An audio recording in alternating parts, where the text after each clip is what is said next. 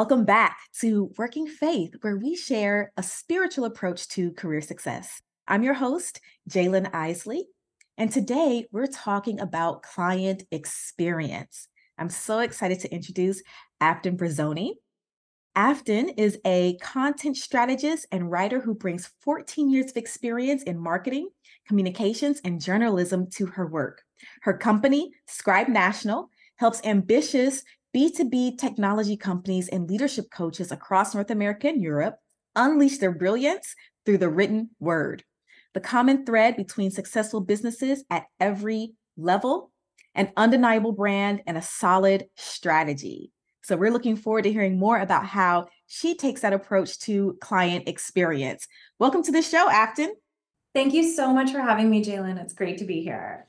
Yeah, great to have you here as well. I absolutely love your name. Where does it come from? I haven't heard that often. So is there a unique story behind it? Oh, thank you. Yes, actually, there is. So it's a river in Scotland, but what it actually is the poet Robbie Burns. I think he was like a 19th century poet. He wrote a poem about the river, and that was a poem that my grandmother really liked. And so that was how I got the name. That's beautiful. I'm so glad to hear that. Are you and your grandmother close? We were, yeah, For sure. yeah, absolutely. Yeah, for Yeah, sure. good deal. That is beautiful. And now I need to go after this. I'm going to be Googling that so I can see all of it. But love the name. I'm so glad to have you here. Well, thank you so much for showing up today. You know, this show is all about leveraging the spiritual principles of our faith to positively impact the workplace and grow our careers. So I want to kick things off by talking about your own faith journey. We know that you identify as spiritual. So, what are some of the core principles of that faith that have shaped who you are today? Yeah, I think this is such a great question. And I just want to say, I mean, obviously the listeners will already get this because they're listeners, but I just think this is the most interesting idea for a podcast and just something that we don't talk about enough in business. And I know you and I were chatting about that before, but I just really love it. So yeah, for me, I actually grew Catholic, although not very religious. Like my family pretty much only went to church on, Christmas Eve kind of thing. It was always a really nice experience to do that. And I actually became interested in going on my own. I was in probably junior high, so, early teens. Joined the church choir for a couple of years, would attend Sunday service pretty regularly, but kind of realized that although I absolutely loved the community, the sort of organized religion aspect of it wasn't as aligned with me personally. And today, although I don't really identify in that area anymore, I still do really consider myself spiritual. And I would say that for me, my connection to nature really drives that. I grew up in a sort of a town, but near the Atlantic coast on the eastern coast of Canada. And then I moved when I was in my 20s to the Canadian Rockies. And so I've always been surrounded by these really, dramatic, rugged, beautiful landscapes. And I'm a hiker. I do quite a bit of hiking. And so it's just something that in my opinion, you honestly can't help but be in awe of. And it really makes you, feel something on a deeper level. So for me, that's always been a big part of it. I actually am also quite interested in the Buddhist faith as well. And really even from a sort of a philosophy perspective, more than like an organized religion per se. But yeah, I would say that's where I get my spirituality from, where I draw it from. Nice, nice. And how has that shaped, the person you are today, especially as it pertains to how you approach your business?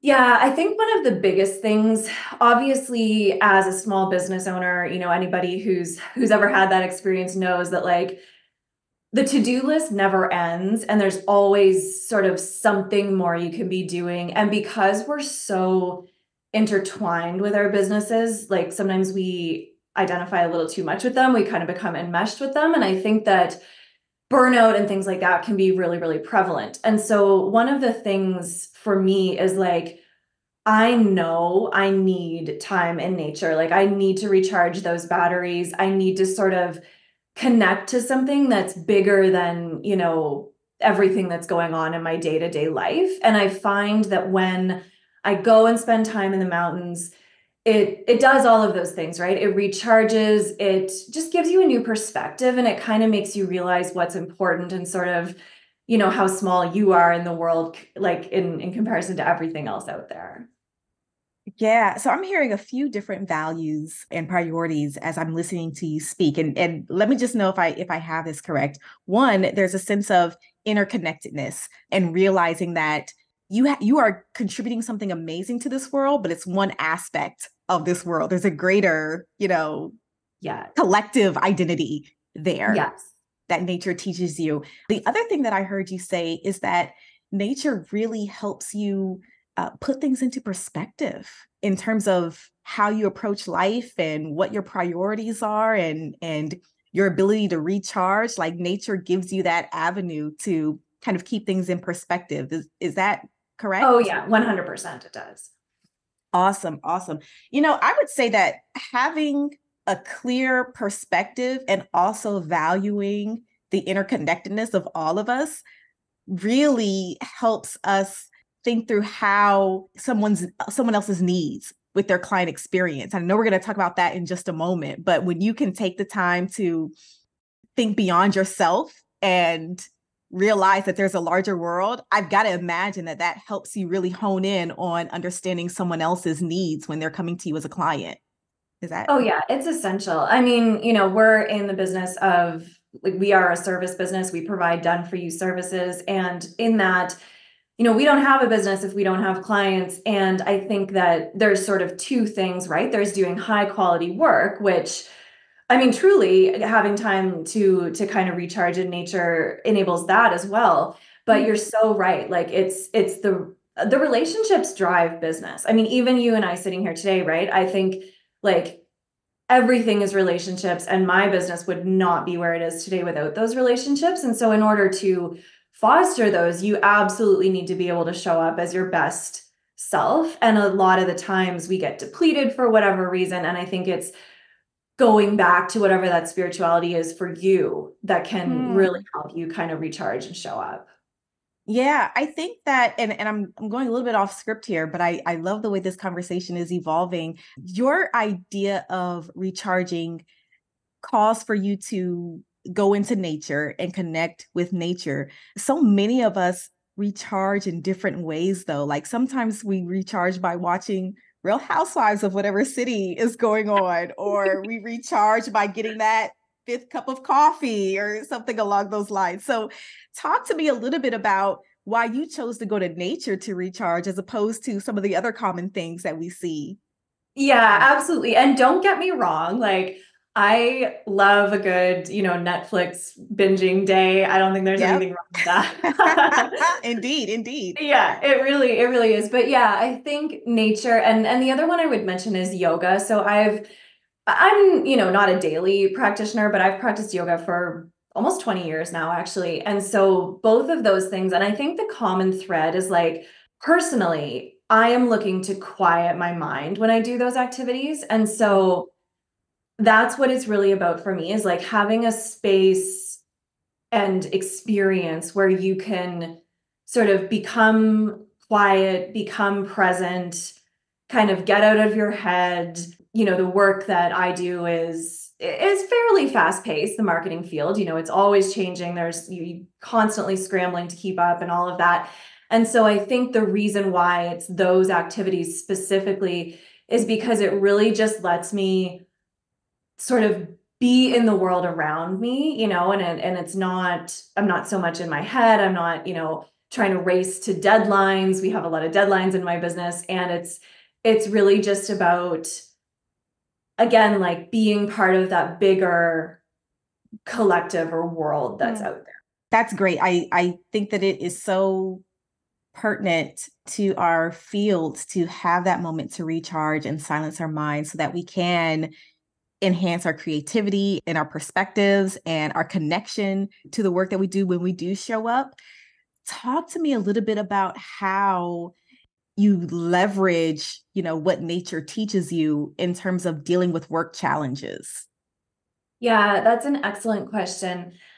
I think, well, I think one of the biggest things is, like, when you think about sort of the principles of nature and the changing seasons and kind of how it's always going to happen. It's inevitable that it's going to happen, but it takes its time, right? And it happens in time. And so if I have a challenging situation with a client, and we're lucky. We've had, I would say like 95% of our clients are amazing and we have great relationships with them. But of course, in any business, there have been situations where it's just something hasn't gone well. And I've kind of gotten that sense from the beginning and probably went against my better judgment and, different personalities, different expectations, different things, mistakes on both sides.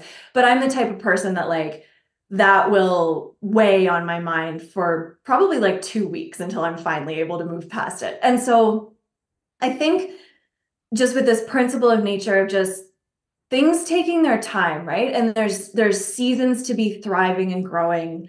Like if you think about summer, or when we're sort of thriving and growing in business, bringing on new clients, making sales. And then there's seasons to sort of slow down and reflect. So when when a challenging client issue happens, I kind of have to realize that I may need to pull in and be a little more introspective and kind of reflect on what happened, how I could do differently next time.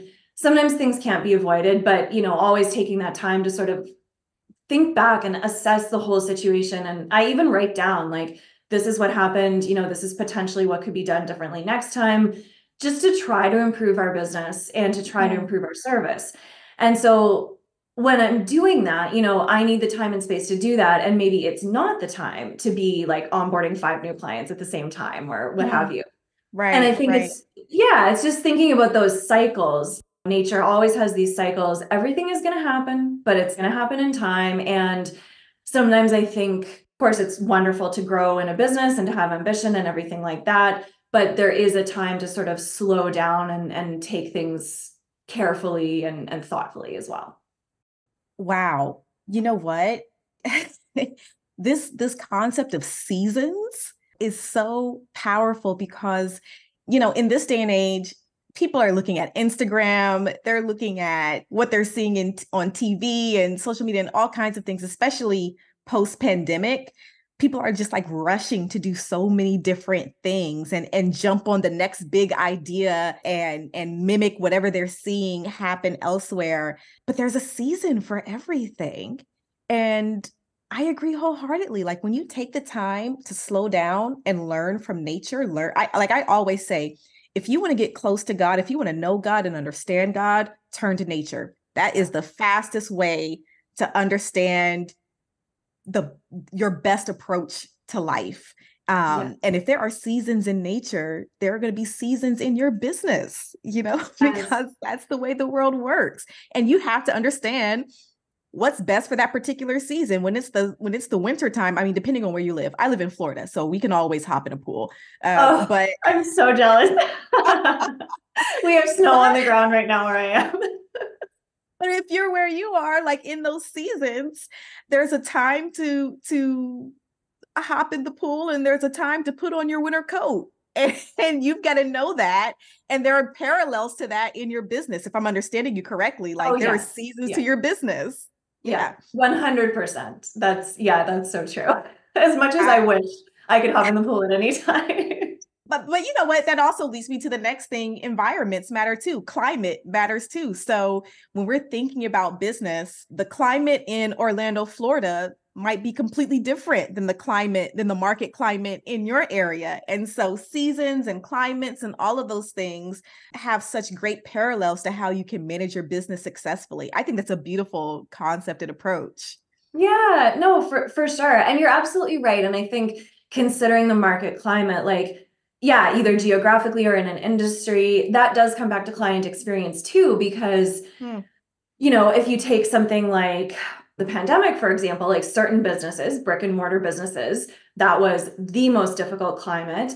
Their experience of Hmm. that was completely different than an online business owner. And so you just always have to think from a client experience perspective, you've got to try to put aside a little bit, whatever it may be going on for you in your own business, but it's really okay, what is the operating reality or the operating context of my client, and how can I be mindful and empathetic and show up and sort of hold space for them in whatever way they might need.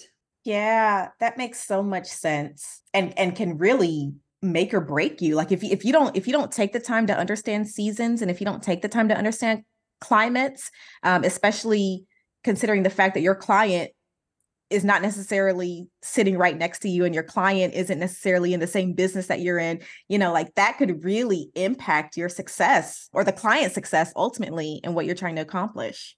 Yeah, absolutely. It's definitely about like Mm. thinking about sort of where they're at with things. It's always the simple things that nature teaches us. So, well, that's great. Talk to me a little bit more, though, about your own spiritual well-being, because we've talked about burnout, we've talked about different experiences and different seasons and so on. How do you keep your spirit fortified? What does nature teach you about keeping your spirit fortified, regardless of the different circumstances that you might encounter? Yeah, that's a great question. I think well, one thing that comes to mind is actually just like challenging experiences that I've had in nature. So back in March of 2023, I went on a 5-day, like multi-day overnight hike in Patagonia. And I hadn't been on a multi-day hike in years. And like the backpack was just massive and it was so heavy. And I think, sometimes that pushing to your limits a little bit that you can have when in nature or standing, like I live very close to the Canadian Rockies, so I do a lot of hiking there and I'm actually afraid of heights. And so some of the hikes, like some mountains, it's to me like it's awe-inspiring, but it's also terrifying at the same time. And so I think just kind of taking yourself out of your comfort zone, learning and growing, I think that those are all ways that I can sort of, I don't know, I guess just have more depth as a person and like a more well-rounded self, I guess. And yeah, so I do think that that's sort of how like my spiritual connection to nature pushes and grows, but also nurtures at the same time. It gives something back too at the same time. And certainly like just the beautiful landscapes are, I mean, you can't, like I said before, you can't help but feel in awe when you're in those environments. Yeah, and then I think on the side of how yoga sort of, I mean, for me, that's kind of two things, right? It's an athletic pursuit, but it is also a spiritual pursuit for me too. And again, it's just having that time and space to slow down. And again, there's that element of challenge, right? Because sometimes, you'll be in a challenging asana or pose, and it's like, okay, I've got to, breathe through this. And again, I think it requires that tapping into something deeper. And yeah, just the challenge and growth. Yeah, it's interesting that you mentioned yoga. Earlier today, I was doing goddess pose, and I had a Hindu chant going on at the same time as I was doing this goddess pose. And it was such a challenging position to be in, to hold for the amount of time that I was trying to hold that position. Yeah. And I just found myself thinking, Jalen, you're doing this pose for a reason. Like there's a mental shift that you're trying to accomplish here. There's a spiritual shift that you're trying to accomplish here. And that's going to reflect in the physical world as well. And so I say all of that just to say I was like literally saying to myself, Jalen, don't give up. Like Yeah. I know this pose is a little bit challenging for you right now, but that's life, like life can be challenging. So do what you can to get through this pose and do what you can to get through life too. Like it's Yeah. all metaphorical, but also like a very, physical, real connection Yeah, it is there. real for sure. Definitely, definitely. So all right. Well, this is great.